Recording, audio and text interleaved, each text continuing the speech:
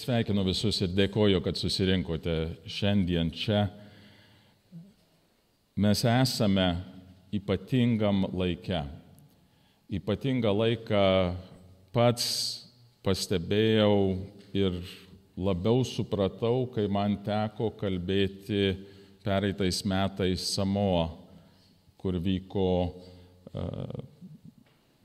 gailestingumo apaštalinis kongresas pasaulinis. Man buvo davę temą kalbėti apie popiežiaus Pranciškaus paskelbtus gailestingumo jubiliejų metus ir besiruošiant aš supratau, kad tai nėra vienkartinis įvykis, bet tas kontekstas, kuriame buvo sukviestas, yra platesnis ir jo šaknys prasidėjo čia Vilniuje.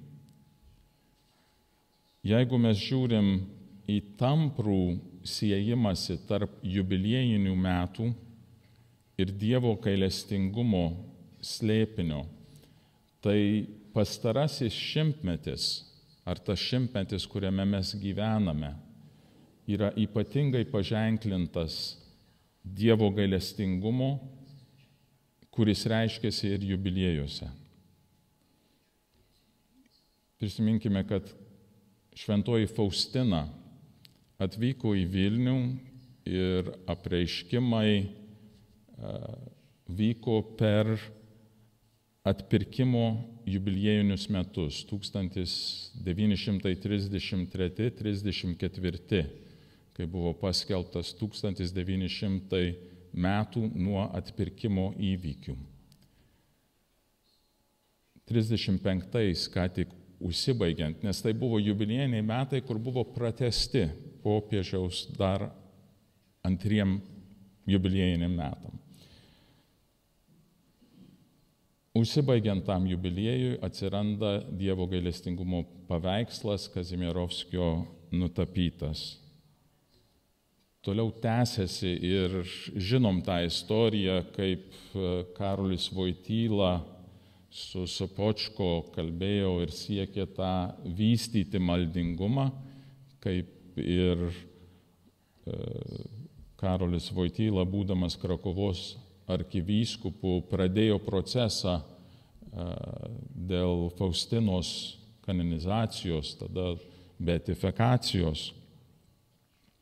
Ir jam pradėjus savo popiežišką valdymą, jo pirmi dvi enciklikos buvo kaip tik apie atpirkėją, Redemptoris hominis, ir antras Divis in misericordia apie gailestingumą. Ir tai nušvietė popiežiaus pontifikatą, kuris taip pat po 3 metų, 1983, paskelbė jubiliejinius metus, vėl sąryšiui su atpirkimo jubiliejumi, 1950 metų nuo Jėzaus nukryžiavimo ir prisikėlimo.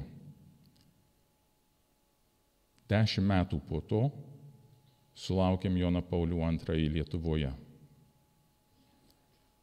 Popiežius paskelbė 2000 metų jubiliejų, kuris yra pažymėtas gailestingumu, tuo, kad pirmoji šventoji naujo tūkstantmečio paskelbta yra mūsų šventoji Faustina. Tais metais taip pat yra įsteigtas visuotiniai bažnyčiai Dievo gailestingumo sekmadienis ir teko būti aikštėje, kai popiežius tą dieną paskelbė, kad tie 4 miestai, kurie tampriai susiję su šventąja Faustina, turi misiją pasauliui skelbti Dievo gailestingumą. Ypatinga misija, tame tarpe ir Vilnius. Kaip mūsų svečias, kunigas Patrys, toliau tikrai papasakos, tai kaip prasidėjo šitie pasauliniai apaštaliniai gailestingumo kongresai, kur pirmas vyko 2008 metais Romoje. Ir po to, po 3 metų, gerai prisimenam, Dievo gailestingumo metus Lietuvoje 2011. Sulaukėm popiežiaus Pranciškaus paskelbimo ypatingus gailestingumo metus 16 metais ir sąryšį su to sulaukėm tą Joną Krikštytoją kardinolą Parolin, kuris vadovavo ir išpranašavo popiežiaus Pranciškaus vizitą po 2 metų.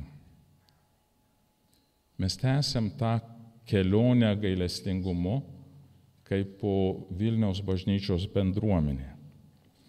Kelionė į artėjantį pasaulio apaštalinį gailestingumo kongresą mes einame per kitus jubiliejinius metus.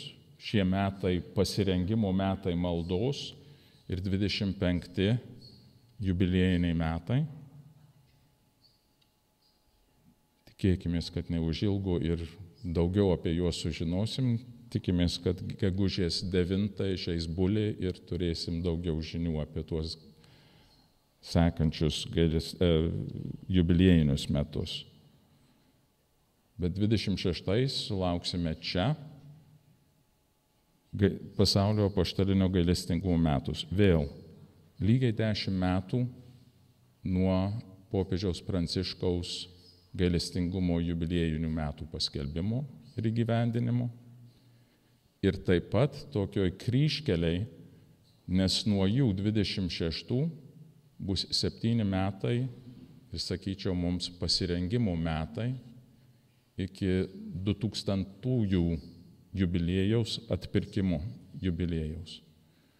Jonas Paulius II įveda mus į šitą tūkstantmetį su labai ryškia gailestingumo žinia ir kvietimu gyventi, išgyventi, nešti ir skelbti tą gailestingumą. Tad šiandien mes kaip ir tęsiame, kaip ir pradedame artimesnį pasirengimą 26 ir tolimesniems, bet yra proga atpažinti tą dovaną ir tą malonės šaltinį, kuris yra mums suteiktas. Pasidalinti tarpusavį, kaip mes įgyvendinam gailestingumo slėpinį mūsų tarpe, mūsų bendruomenėse, mūsų vyskupijoje,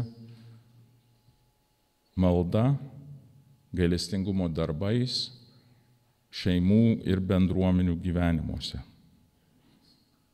Tai nėra tik programos sustatymas ir nuo užperito kongreso popiežius Pranciškus pavedė evangelizacijos dikasterijai kaip po pagrindinį rengėją šių kongresų, tai mes tapome jų bendradarbiais. Bet mes turim savo gailestingumo šaknis labai ryškės čia Vilniuje su Šventa Faustina, palaimintoju Sopočka. Ir tą palikimą dalinsime su kitais. Prisimindami jau tą kelią, kur nueita, iš tikrųjų skirkime laiko, kad šie metai, šie 2, 3, 10 metų, kurie laukia, būtų paženklinti gailestingumu, ne tik mūsų asmeniniam gyvenime, mūsų bendruomenių gyvenime, bet kad mes taptumėm tie šaukliai pasauliui Dievo gailestingumu, į kuriuos mus pakvietė šventasis Jonas Paulius II. Linkiu visiems mums geros susitikimo šiandieną, bet kad tai būtų pradžia, tąsa nueito kelio ir pradžia naujo ėjimo. Dar kartą ačiū.